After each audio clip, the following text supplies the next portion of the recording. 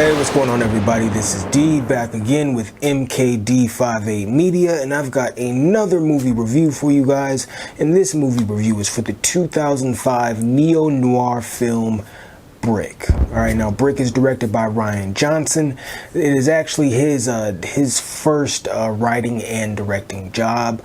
It is starring Joseph Gordon-Levitt. Megan Good actually makes an appearance in this, kind of a small role, but she is in this film as well. But Joseph Gordon-Levitt is kind of the main big star in this film. What this movie is about, it takes a 1950s, 1940s hard-boiled detective noir style story and places it within a relatively modern-day high school setting. And it even keeps the kind of old-school 1940s detective style, like dialogue and speaking style and all of that. It even keeps that. So it's actually a very kind of surreal movie when you first start watching it. Then even once you kind of realize what's going on, it's kind of a surreal feeling movie, because it's almost like in a dream world. It's like it's in our world but not, and it's in our time but not really. Just a mixture of eras in one film. So it's a very kind of interesting watch, at least for me it was. Now that's the style of the movie. Now the story of the movie, Joseph Gordon-Levitt plays a high school student who one day he gets a frantic, panicked phone call from an ex-girlfriend. She sounds like she's in trouble and scared and all of those things.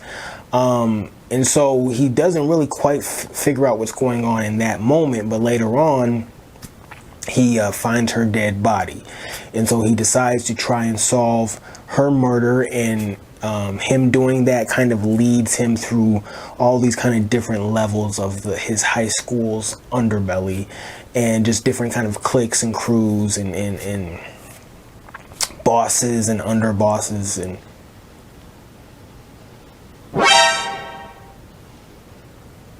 bosses and underbosses and all of that type of stuff. So it's a very kind of interesting situation, because like I said, it's a adult 1950s detective style story placed in a, youthful high school type setting, modern day high school type setting.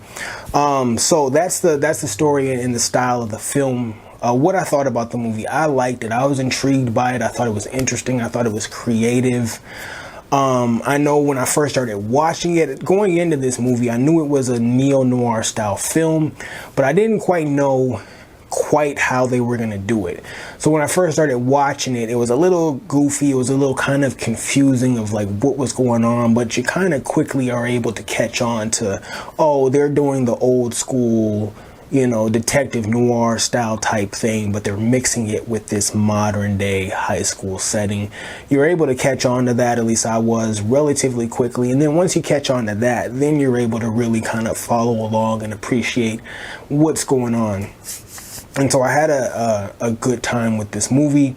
The only negative that I would really give this film, or the only negative that's really worth pointing out, is the dialogue. The style of the dialogue. There are times where they lean too heavily into it.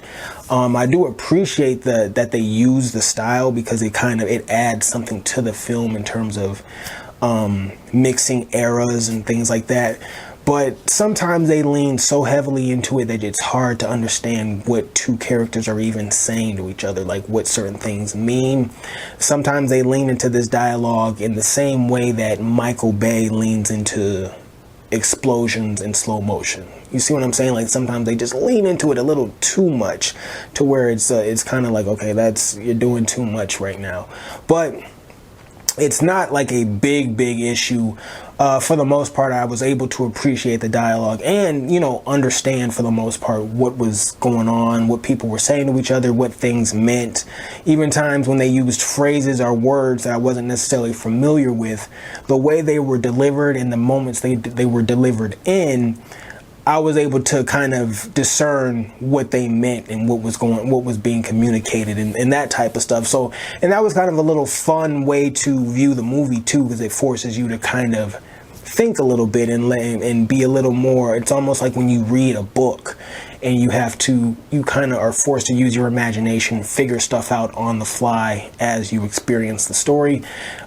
Similar type situation with some of the dialogue moments in this movie.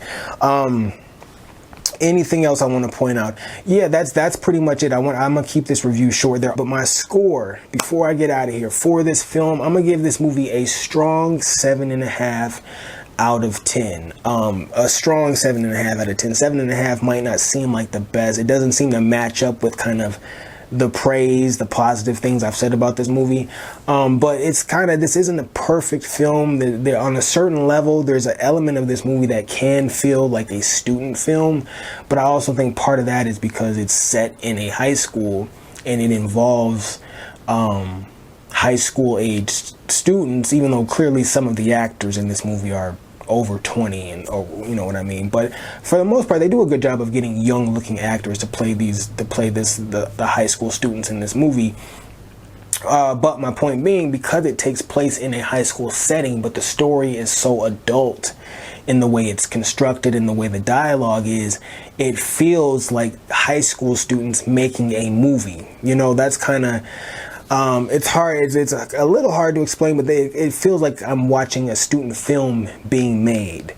And so, yeah, and that's I don't know if that's really such a bad thing or not, but I kind of feel like when I'm watching a major motion picture, it shouldn't ever feel like a student film, you know, but I think that's just because it's set in high school, so it feels very much like a student film. So it's hard for me to fault the movie for that, but it's not a good feeling that I've viewed it sometimes in that fashion. So that is kind of a bit of a negative there. But anyway, so the score for this movie, 7.5 out of 10. I definitely recommend it to fans of the neo-noir genre.